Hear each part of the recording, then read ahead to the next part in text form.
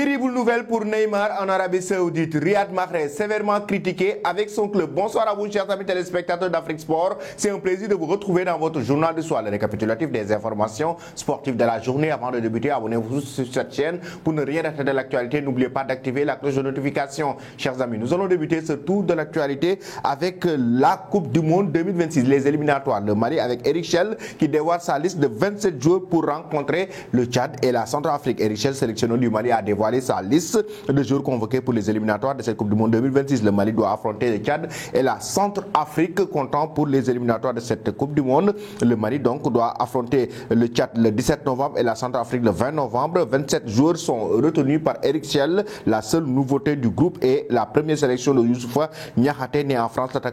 L'attaquant de Ville se montre très performant actuellement avec son club Bani Yas dans le championnat émirat avec 4 buts en 7 rencontres. Après cela, chers amis, nous allons parler de la Coupe du Monde U17. Après la victoire du Mali face à cette équipe d'Ouzbékistan sur le score de 3-0 avec un triplé de Mamadou Doumbia, il y a aussi la belle victoire des Lions sur de l'Atlas, le Maroc 2-0 face au Panama, mais aussi la victoire de l'Espagne. Et oui, l'Espagne qui s'impose d'entrer face au Canada. L'équipe espagnole des moins de 17 ans a débuté le mondial U17 aujourd'hui avec un match contre le Canada. Dans une rencontre relativement facile, les jeunes espagnols se sont imposés sur le score de 2-0 grâce à la brillante performance de la jeune pépite du Barça, Marc Guiu et Kim Juyend.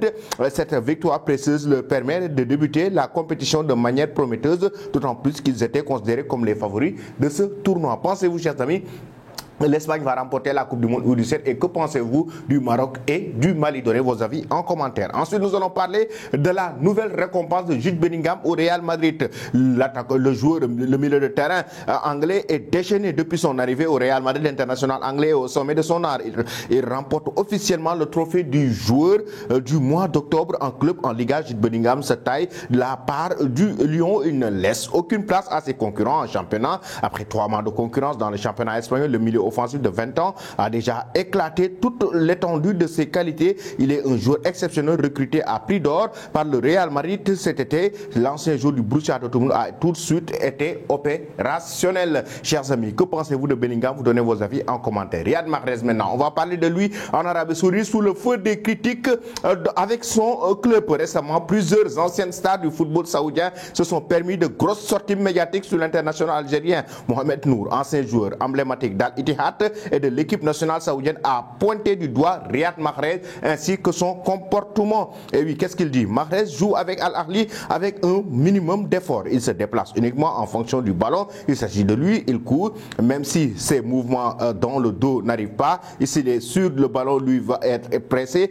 à ce moment-là, il court 10-15 mètres. Mahrez est bien meilleur que ça. Il doit faire mieux. L'ancien international saoudien Houssen Abdelghani n'est pas allé la main morte aussi à la télévision saoudienne. Riyad n'a pas la passion que possède Cristiano Ronaldo malgré son énorme potentiel. Il est l'un des ailiers du monde, sinon le meilleur, mais jusqu'à présent, il n'a même pas présenté 40% de son potentiel. Il devait regarder enfant, compte tenu de sa carrière, il n'a pas besoin de remporter le championnat, mais sa passion le pousse à le faire. Si Riyad Mahrez jouait comme il l'a fait l'année dernière, il devrait le faire, même s'il donnait 60 ou 70% de son potentiel. Que pensez-vous de cela? Vous donnez vos avis en commentaire. Nous allons terminer maintenant notre journal du soir avec Neymar. Une terrible nouvelle du côté d'Al Hilal. La star brésilienne est sur le point d'être radiée par le club. Pourquoi? L'attaquant s'est gravement blessé au genou lors d'un match de qualification à la Coupe du Monde contre l'Uruguay et a dû subir une intervention chirurgicale pour soigner sa rupture de ligament croisé antérieur et du ménisque jeudi dernier.